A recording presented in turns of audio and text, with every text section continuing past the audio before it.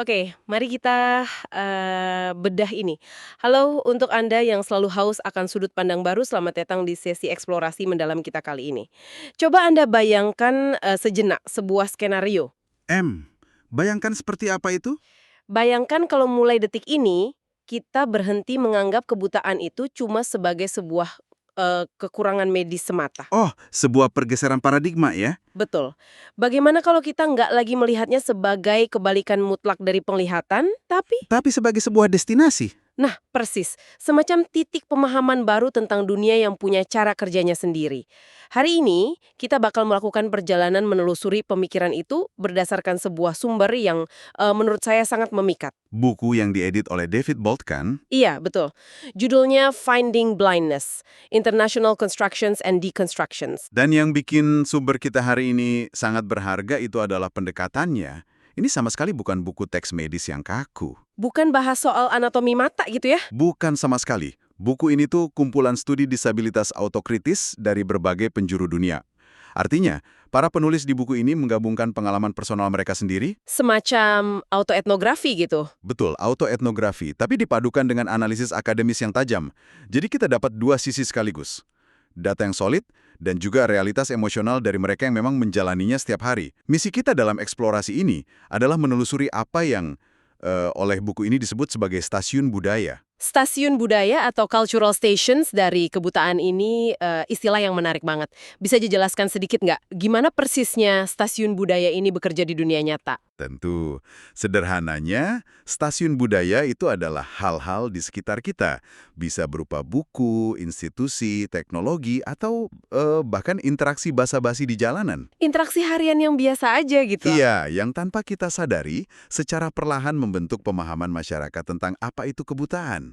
Sebagai contoh awal di pengantar buku, ada sebuah pusat rehabilitasi bernama Manor House di Inggris. Oh, yang cukup terkenal di abad ke-20 itu ya? Betul, tapi yang menarik adalah bagaimana satu tempat fisik yang sama bisa menjadi dua stasiun budaya yang bertolak belakang. Bertolak belakang gimana tuh? Bagi beberapa penyandang tunanetra, datang ke sana untuk belajar huruf Braille dan mobilitas adalah pengalaman yang transformatif.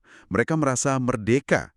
Tapi buat yang lain beda rasanya. Buat sebagian yang lain, institusi itu justru terasa mendehumanisasi, mengurung, bahkan terasa kayak semacam penjara psikologis. Wah, satu tempat, fasilitas yang sama, tapi menghasilkan dua realitas yang benar-benar beda ya. Iya, dampaknya bisa se-ekstrem itu. Dan untuk Anda yang sedang mendengarkan, alasan kenapa pembedahan materi ini penting banget adalah karena ini bakal mengubah cara Anda melihat keseharian Anda. Pastinya. Hal-hal yang selama ini Anda dan saya anggap normal, mulai dari desain trotoar, tata letak ruang rapat, sampai buku dongeng anak-anak, itu sebenarnya punya lapisan makna. Lapisan makna yang mengontrol siapa yang diterima dan siapa yang disingkirkan di masyarakat kita. Betul, dan seringkali eksklusi itu terjadi bukan karena ada niat jahat kan? Sama sekali bukan niat jahat. Seringnya itu murni karena desain sistem yang memang nggak disadari sejak awal. Nah, ngomong-ngomong soal ruang publik, ada satu kisah yang menurut saya sangat membekas dari bab yang ditulis sama Leah Birch. Ah iya, tentang Shaz kan?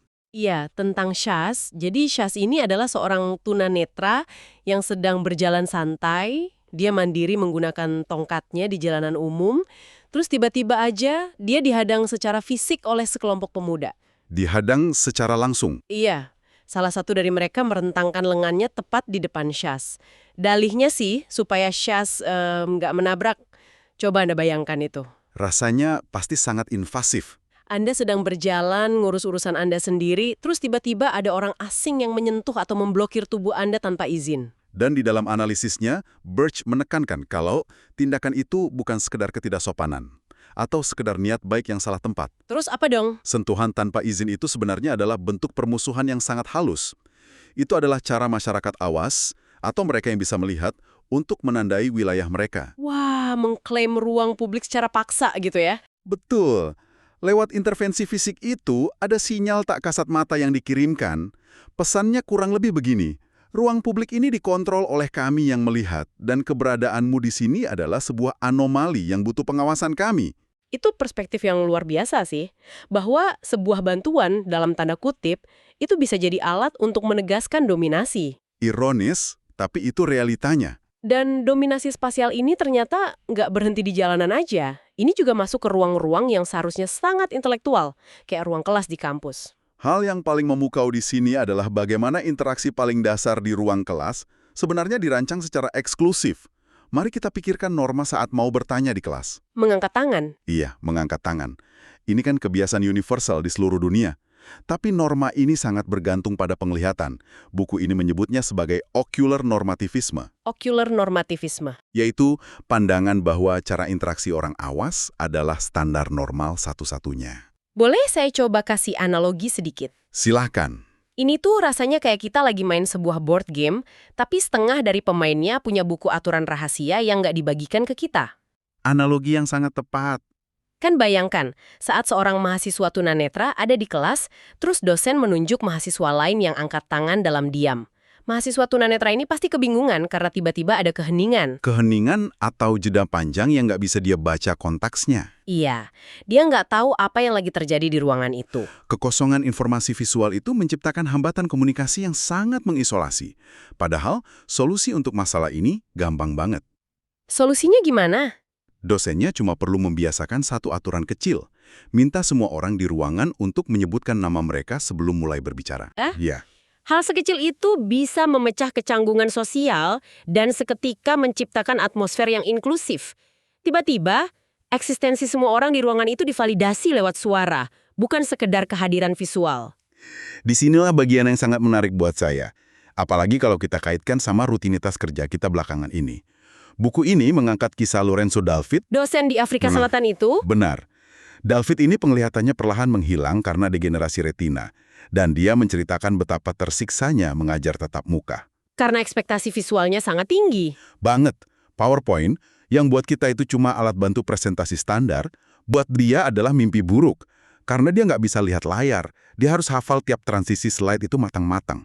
Harus sempurna tanpa celah. Ya, dia merasa setiap detik diawasi oleh mahasiswanya. Dia mendeskripsikan pengalaman mengajar di kelas itu seperti berada di dalam panoptikon. Anda tahu konsep panoptikon? Itu desain penjara zaman dulu kan? Betul, desain penjara klasik di mana penjaga ada di menara tengah yang gelap, sementara narapidana ada di sel yang terang benderang di sekelilingnya. Jadi narapidananya nggak bisa lihat penjaganya. Tepat, narapidana nggak tahu kapan mereka sedang dilihat, jadi mereka merasa diawasi setiap saat. Itulah yang dirasakan David oleh tatapan mahasiswanya. Dia dituntut tampil sempurna secara visual di dunia yang udah nggak bisa dia lihat lagi. Pasti rasanya melelahkan banget secara mental. Harus terus-terusan akting jadi normal demi kenyamanan orang-orang awas di ruangan itu. Tapi kemudian Pandemi datang. pandemi datang. Dan ironi terbesarnya justru terjadi di sini. Iya. Ketika pandemi memaksa kelas beralih ke Zoom, dan karena masalah infrastruktur internet di Afrika Selatan, mereka seringkali cuma pakai fitur audionya aja. Dinamikanya berbalik total. Benar-benar kebalikan dari sebelumnya. Dosen-dosen lain yang terbiasa melihat mulai ngeluh soal Zoom fatigue, kelelahan luar biasa, karena hilangnya isyarat bahasa tubuh. Tapi bagi David, Itu adalah pembebasan. pembebasan yang absolut. Lapangan bermainnya tiba-tiba jadi setara. Karena pakai Zoom, dia bisa pakai fitur screen reader atau pembaca layar kan? Persis. Telinganya mendengar suara komputer membacakan siapa aja yang baru masuk ke room, siapa yang pakai fitur raise hand virtual, dan nggak ada satupun mahasiswa yang tahu kalau dia lagi nerima informasi itu. Dia dapat kembali kendali kelasnya ya. Betul, dia mendapatkan kembali kendali penuh atas kelasnya, terbebas dari tatapan yang menghakimi. Ini seharusnya bikin kita semua yang lagi dengerin merenung, seberapa sering teknologi atau prosedur standar di kantor kita hari ini sebenarnya secara sistematis sedang menyingkirkan rekan kerja kita. Itu tamparan realita yang lumayan keras sih. Kalau cara kita angkat tangan di kelas aja bisa se-eksklusif itu, saya jadi ngebayangin gimana dengan buku atau media yang kita konsumsi sejak kecil. Stasiun budaya itu emang bukan cuma soal fisik atau ruang kerja. Tapi juga cerita dan narasi yang kita yakini kan? Tepat, representasi itu penting, dan sayangnya seringkali dimanipulasi. Mari kita lihat penelitian Simone Simeonido dan Kyriakos Dimitriou. Yang meneliti tentang perangko di Siprus itu ya. Ya, mereka menemukan dua perangko yang sangat kontras.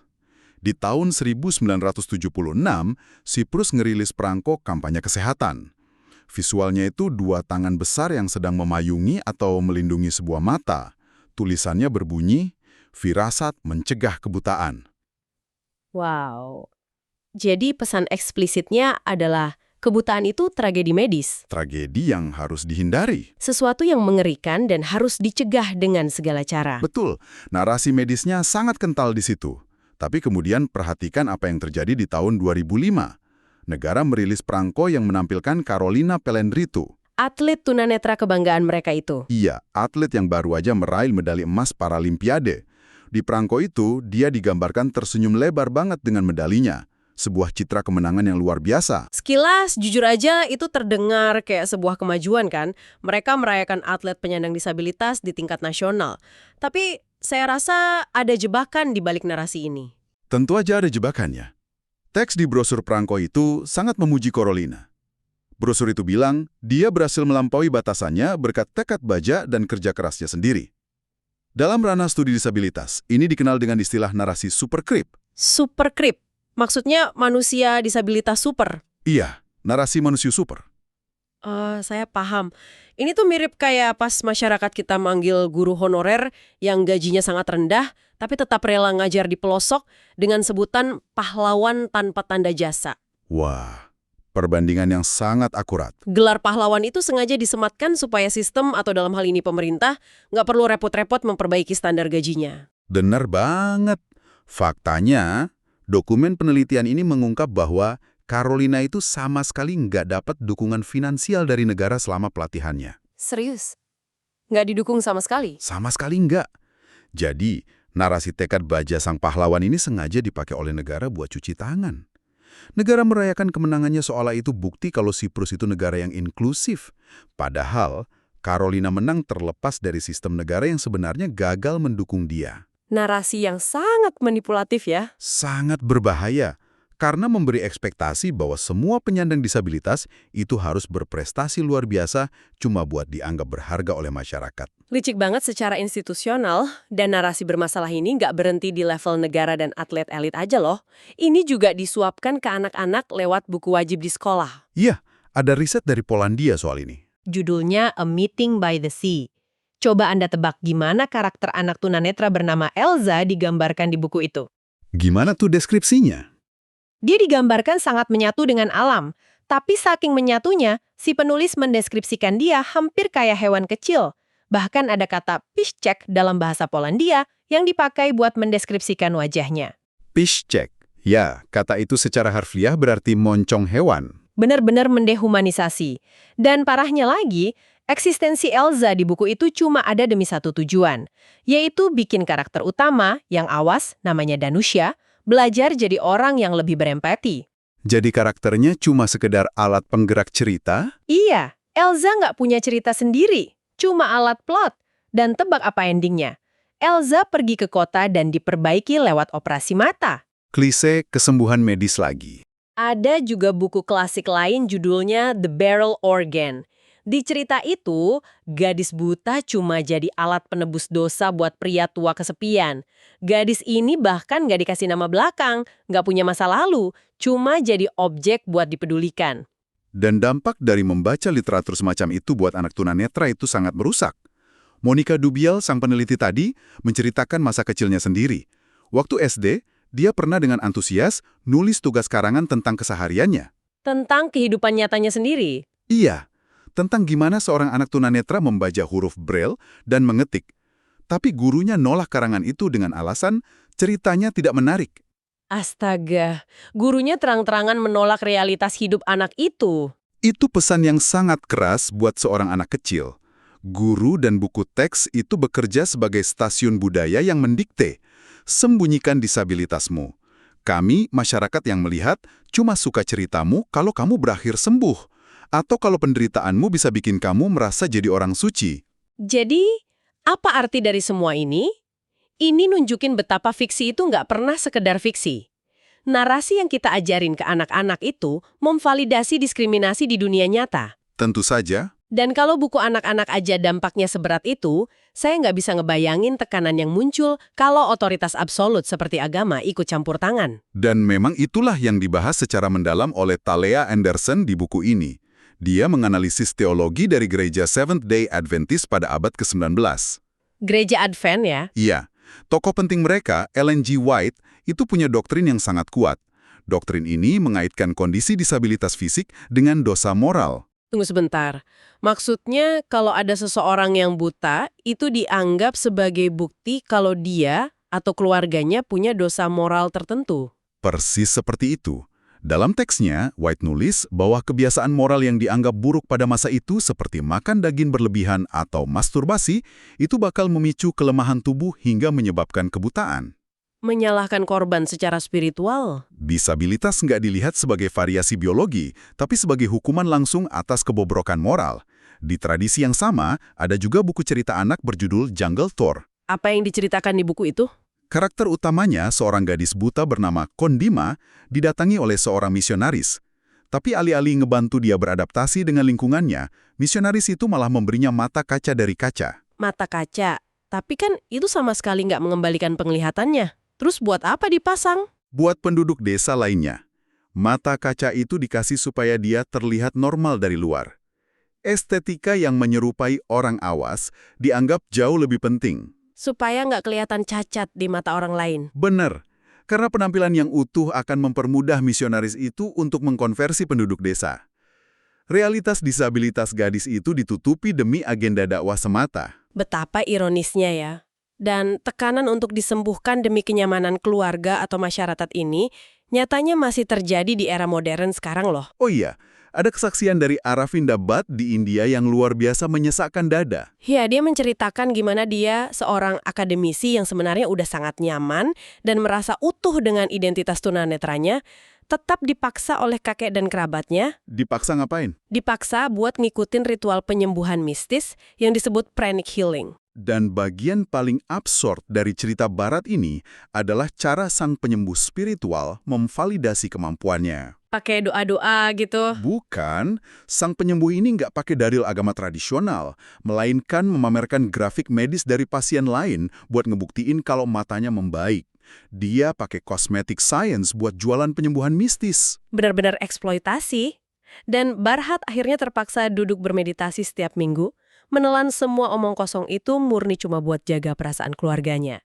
Bisa dibayangin nggak betapa beratnya beban emosional itu? Sangat berat, nggak diakui secara utuh oleh darah dagingnya sendiri. Betul, tapi disinilah kita bisa ngelihat perlawanan yang berlian. Kalau kita hubungkan ini dengan gambaran besarnya, mari kita lihat catatan harian terkenal dari John Hull. Hull juga pernah didatangi oleh seorang penyembuh iman bernama Mr. Creswell. Sama kasusnya kayak di India tadi. Mirip, sang penyembuh datang dengan narasi klasik abad ke-19. Dia menuduh kebutaan hal itu adalah hukuman karena dia kurang baca Alkitab atau mungkin karena dosa-dosa di masa lalunya. Sama persis dengan doktrin Ellen G. White tadi ya, menyalahkan orang yang sakit. Betul, tapi alih-alih tertekan dan nurut kayak Brad, Hull merespon dengan penolakan total. Dia menolak narasi kalau kebutaannya itu sebuah kekurangan atau kutukan. Dia justru menyebut kebutaannya sebagai hadiah yang gelap dan misterius dari Tuhan. Hadiah yang gelap dan misterius. Wow, itu frasa yang sangat indah. Emang sangat indah. Hull menemukan bahwa tanpa penglihatan, dia justru dipaksa untuk mengembangkan tingkat keintiman spiritual dan sensori yang sangat baru dengan dunia sekitarnya. Jadi dia mengubah posisinya ya? Menjadi sebuah pencerahan. Ini pelajaran krusial sih. Menerima diri sendiri seringkali jauh lebih menyembuhkan daripada mati-matian nyari kesembuhan fisik cuma buat menuhin ekspektasi orang lain. Luar biasa. Penolakan Hull secara personal itu sangat kuat dan inspiratif.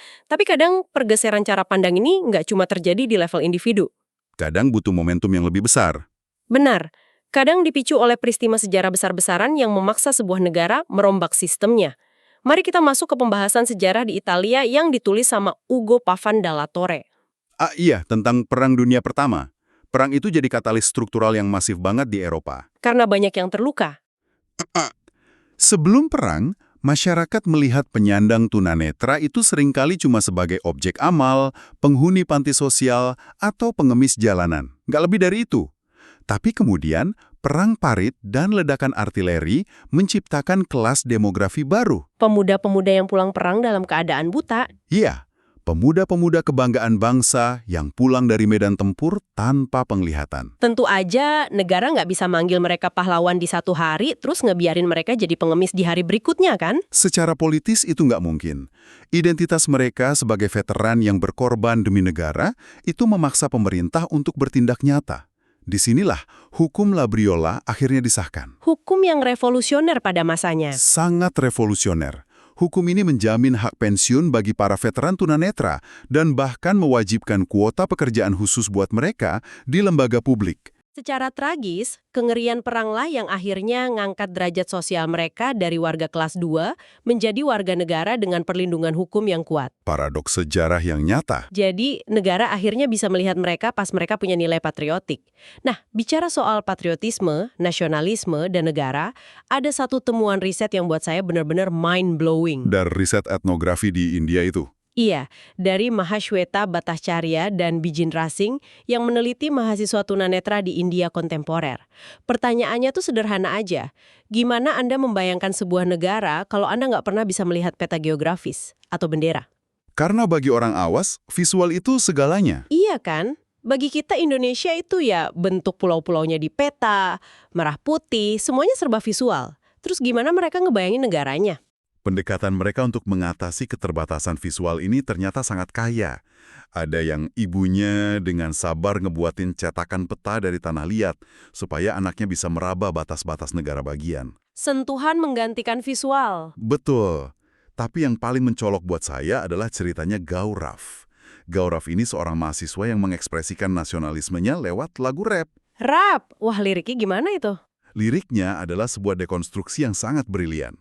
Dia nge-rap bahwa dia menolak dikotakkan ke dalam perbatasan buatan manusia. Dia bilang, dia bukan berasal dari wilayah Haryana, Madras, Gujarat, atau Bengal. Jadi dia menolak peta administratifnya. Iya. Batas-batas administratif yang digariskan di peta itu sama sekali nggak relevan buat dia. Sebaliknya, dia memproklamirkan kalau dia itu berasal dari Hindustan. Hindustan. Dan dia mendefinisikan Hindustan ini murni sebagai tanah dari hati dan perasaannya. Dia ngebongkar definisi negara dari yang tadinya cuma sekedar batas tanah di peta menjadi sebuah ritme, emosi, dan ikatan persaudaraan yang nyaring. Itu jenius banget sih. Dia nolak aturan main geografis visual dan akhirnya menciptakan negaranya sendiri lewat suara dan identitasnya. Sangat memberdayakan. Tapi, di balik kisah-kisah perlawanan dan puisi rap yang indah ini, riset ini juga nelanjangi satu realita yang sangat kelam di lapangan. Realitas soal hierarki di dalam komunitas mereka sendiri? Iya, di India, peneliti menemukan adanya semacam sistem kasta tak tertulis di antara komunitas penyandang disabilitas itu sendiri. Ini mengejutkan banget. Ini emang temuan yang sangat penting tentang bagaimana ableism atau diskriminasi terhadap disabilitas itu bekerja jauh ke dalam. Peneliti nemuin bahwa mereka yang masih memiliki sedikit sisa penglihatan atau partial sight seringkali nempatin diri mereka sebagai kasta atas. Mengambil keuntungan dari sisa penglihatan itu. Betul. Mereka ngambil lebih banyak kekuasaan, privilege, dan posisi tawar dalam komunitas. Sementara itu, mereka yang buta total diperlakukan layaknya kasta bawah. Ini membuktikan kalau prasangka struktural itu bisa diinternalisasi ya. Bahkan direplikasi oleh kelompok yang sebenarnya sama-sama termarginalkan. Penindasan emang gampang menular. Jadi penindasan itu berulang di dalam lingkaran yang lebih kecil. Dan bicara soal kekuasaan, ada satu cerita soal etika sang peneliti awas yang mewawancarai narasumber tunanetra. Ini benar-benar bikin saya ketawa sekaligus miris sih bacanya. Sang etnografer itu. Dia dengan sangat jujur nulis refleksinya di buku. Pas dia lagi ngewawancarain orang yang buta, tiba-tiba dia nyadar satu hal. Dia ngerasa punya semacam jubah tembus pandang. Karena dia nggak dilihat oleh narasumbernya. Iya, jadi apa yang dia lakuin sambil ngerekam wawancara penting itu, dia bersandar di lantai, meregangkan tubuh seenaknya, dan menguap lebar-lebar. Sesuatu yang sama sekali nggak bakal berani dia lakuin kalau dia lagi wawancara pejabat atau orang awas yang bisa menatap dia balik kan? Sama sekali nggak berani pasti. Dan ini adalah bentuk arogansi visual yang paling murni. Karena dia ngerasa nggak ada mata fisik yang ngawasin dia ngerasa nggak perlu lagi mematuhi norma kesopanan tubuh. Merasa berkuasa penuh atas ruangan itu. Betul, dia ngerasa berhak mendominasi ruang fisik tersebut semata-mata karena dialah satu-satunya yang megang kendali visual di ruangan itu. Luar biasa, eksplorasi kita hari ini benar-benar intens dan mind-opening ya. Mari kita coba tarik benang merah dari semua obrolan kita. Kita tadi mulai dari premis bahwa kebutaan itu sering dianggap cuma soal kondisi medis mata.